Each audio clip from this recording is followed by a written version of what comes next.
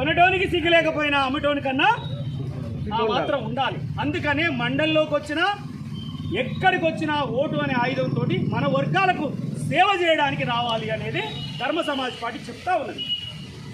అంగిలాగి సిద్ధాంతం అని ₹1 కోటి కారు వెనక 5-6 కోట్ల రూపాయల కార్లు వేసుకొని తిరుగుతున్నావంటే యాడికెళ్ళి వచ్చింది నీకు సంపద? అసలు నీకు అర్హత ఉందా? ఏం మాట చెప్పి ఏడుకొచ్చినావో అర్హత ఉందా?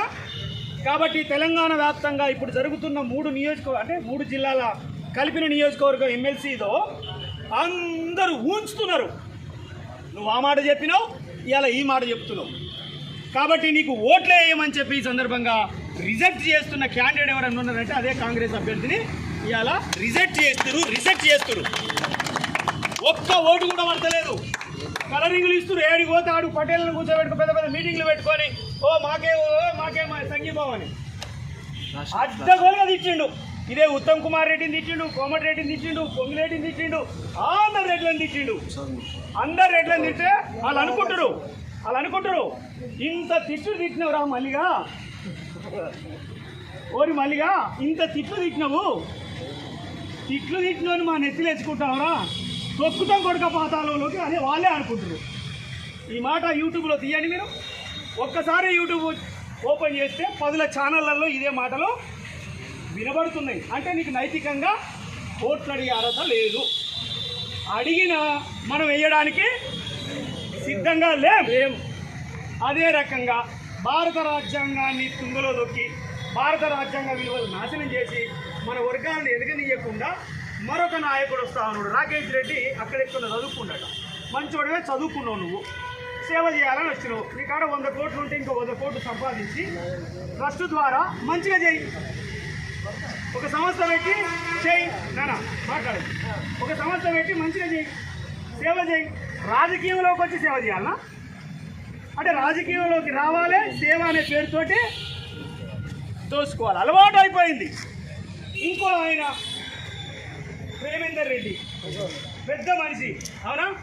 పెద్ద మనిషిగా ఉన్న ఆయన, ఆ పార్టీకి ప్రధాన కార్యదర్శిగా పనిచేసిన ఆయన, అందులో ఆ మోర్చా ఈ మోర్చా ఇంకో మోర్చా అని 10 మోర్చాలు ఉంటాయి. 10 మోర్చాలలో ఒక్క మనిషి దొరకలేదా? బడుగు బలైన వర్గాల నుంచి ఒక ఎమ్మెల్సీ అభ్యర్థిగా పెట్టడానికి ఒక్కరు దొరకలేదా?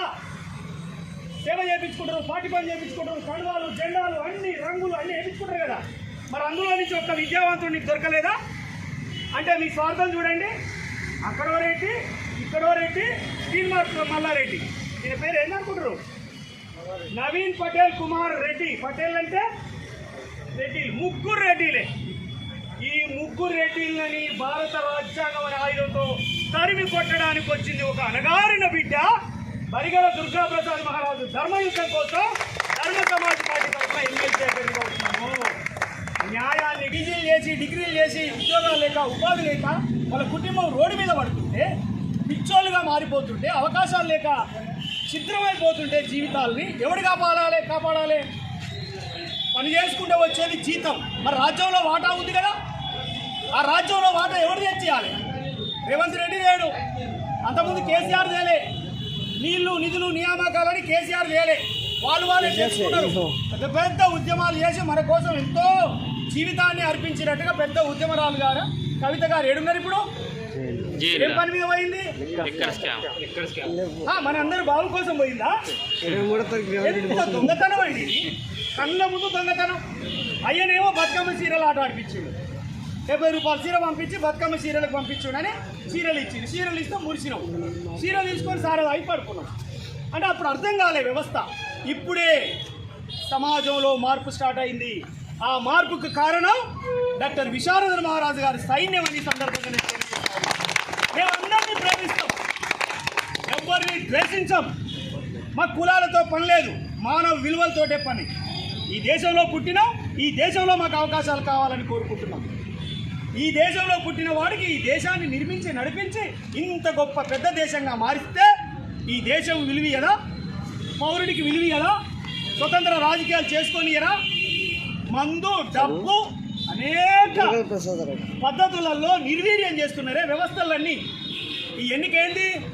ప్రభుత్వంలో ఉన్న అధికారులకి ప్రజల విద్యావంతుల సమస్యల పట్ల ఆ అభ్యర్థి పోయి పనిచేయించాలి. కానీ ఇక్కడ అధికారులు మొత్తం ఏమైపోతున్నారు, ఇన్ఫ్లుయెన్స్కు గురవుతున్నారు రాజకీయ ఒత్తిళ్లకు. క్యాస్ట్ సర్టిఫికేట్ ఇవ్వాలంటే కూడా 500 తీసుకునే ఒక పిచ్చి వ్యవస్థ స్టార్ట్ అయింది సిస్టంలో. నీ డ్యూటీ చేసుకుంటా నువ్వు ఇయ్యలేవా? కలెక్టర్ డ్యూటీ కలెక్టర్ చేయడా, సిఐ డ్యూటీ సిఐ చేయడా, ఎస్పీ డ్యూటీ ఎస్పీ చేయడా? ఏం నడుస్తుంది అసలు వ్యవస్థలో? ఏం జరుగుతుందో తెలుసా? రాజ్యాంగం మీద అవగాహన లేదు కాబట్టి ఏం జరుగుతుందో మనకి తెలియదు.